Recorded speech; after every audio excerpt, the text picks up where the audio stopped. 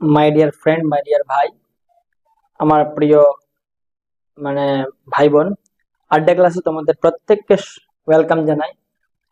তোমাদের যে আর্টিকেলের সিরিজ চলছে, সেই আর্টিকেল সিরিজে আমাদের আজকে topic article number 4। Article number 4 তোমাদের কি বলছে? আমাদের আর্টিকেল 4 জানার আগে আমাদের article number 2 and article number 3 এর ব্যাপারে জেনে নিতে হবে, যেটা আমি এর আগের ভিডিওগুলোতে বলেছি।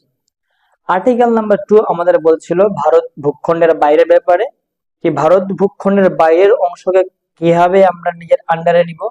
এন্ড আর্টিকেল নাম্বার 3 বলছিল যে আমাদের ভারতের ভিতরের যে ইনার পার্ট অফ ইন্ডিয়া আছে বা ইনার পার্ট, সেখানে আমরা কিভাবে তার নাম পরিবর্তন করব, কিভাবে তার চেঞ্জেস গুলো করতে পারি, কিভাবে একটা নতুন স্টেট এর আমরা বানাতে পারি, সেই ব্যাপারে আমরা আর্টিকেল নাম্বার 2 এ পড়েছিলাম। কিন্তু আমাদের যে আজকের টপিক সেটা হচ্ছে আমাদের আর্টিকেল নাম্বার 4। আর্টিকেল নাম্বার 4 আমাদের কি বলছে?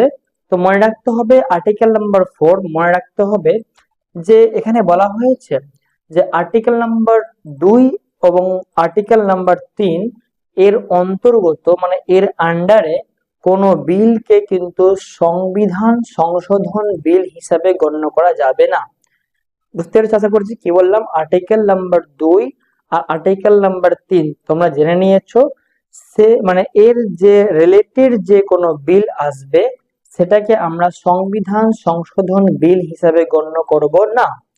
দ্বিতীয়ত মনে রাখবো আমরা যে আর্টিকেল নাম্বার 2 আর আর্টিকেল নাম্বার 3 এর জন্য আমাদের যে শিডিউল রয়েছে না, তপশিলি, তো আমাদের শিডিউল নাম্বার 1 আর শিডিউল নাম্বার 4 এর কিন্তু একটু অ্যামেন্ডমেন্ট করে নিতে হবে।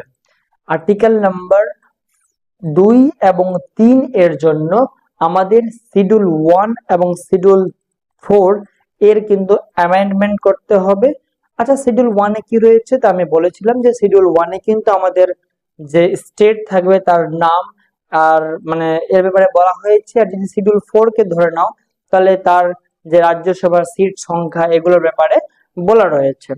কিন্তু আমাদের বিশেষ করে মনে রাখতে হবে যে আমাদের কোনো যদি অ্যামেন্ডমেন্ট হয় না, কোনো যদি অ্যামেন্ডমেন্ট হয়, তো এখানে কিন্তু শিডিউল 1 আর শিডিউল 4, শিডিউল 1 আর শিডিউল 4 এ এই দুটো শিডিউলের মধ্যে যদি কোনো রকমের অ্যামেন্ডমেন্ট হলো, তাহলে সেটাকে আমরা যে আর্টিকেল নাম্বার 368 অর্থাৎ 368 নাম্বার যে আমাদের আর্টিকেল আছে এর দ্বারা হওয়া আমরা কিন্তু কনস্টিটিউশনাল অ্যামেন্ডমেন্ট বলবো না, কিন্তু এটা আলাদা একটা অ্যামেন্ডমেন্ট, সেটাকে আমরা কনস্টিটিউশনাল অ্যামেন্ডমেন্ট অর্থাৎ 368 এর দ্বারা যে অ্যামেন্ডমেন্টটা হয় সেই অ্যামেন্ডমেন্টের দ্বারা ধরবো না।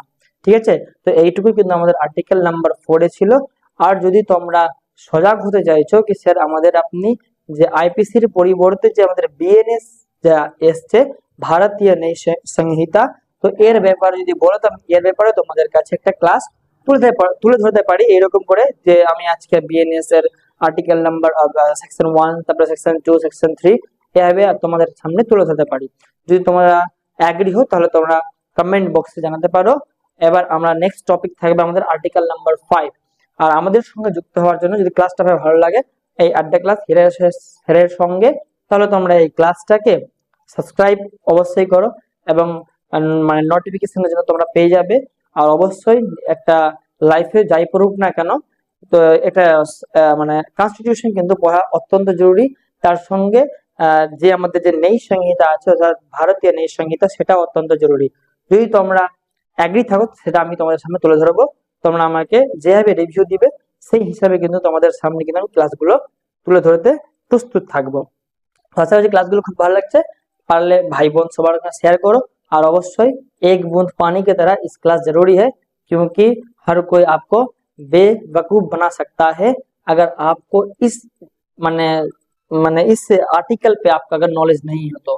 ठीक है, बंगाली तो सही पढ़ते हो, इंग्लिश तो सही पढ़ते हो, अपने लाइफ में जो आपको अगर कोई दबा ना दे, तो इसलिए एक बूंद पानी की तरह, जैसे एक बूंद पानी आदमी का प्यास बुझा सकता है, तो एक आर्टिकल आपका जान बचा सकता है।